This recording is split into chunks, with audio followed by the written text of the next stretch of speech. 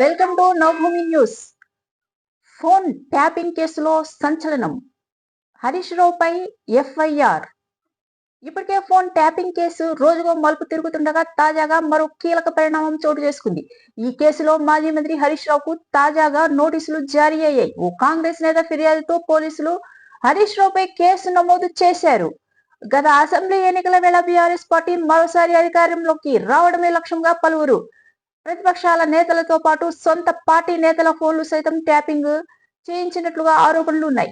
ఎన్నికల సందర్భంలో కాంగ్రెస్ పార్టీ అదే అంశంపై పలు ఆరోపణలు చేసింది. ఇక ఆ తర్వాత అధికారంలోకి వచ్చిన కాంగ్రెస్ ప్రభుత్వం ఈ విషయంపై ఫోకస్ పెట్టింది. వెంటనే విచారణ ప్రారంభించింది. దాంతో ఫోన్ ట్యాపింగ్ జరిగిన విషయం వాస్తవమేనని వెల్లడైంది.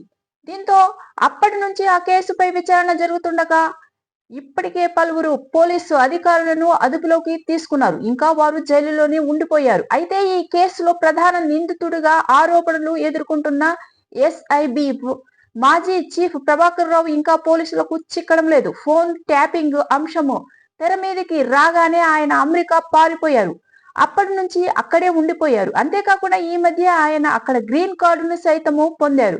ఇదిలా ఉండగా ప్రభాకర్ రావును ఇండియాకు తీసుకొచ్చేందుకు కేంద్రం, తెలంగాణ పోలీసులు తీవ్ర ప్రయత్నాలు చేస్తున్నారు. ఇంటర్పోల్ సహాయంతో తీసుకుని రాష్ట్రానికి రప్పించేలా ఏర్పాట్లు చేస్తున్నారు.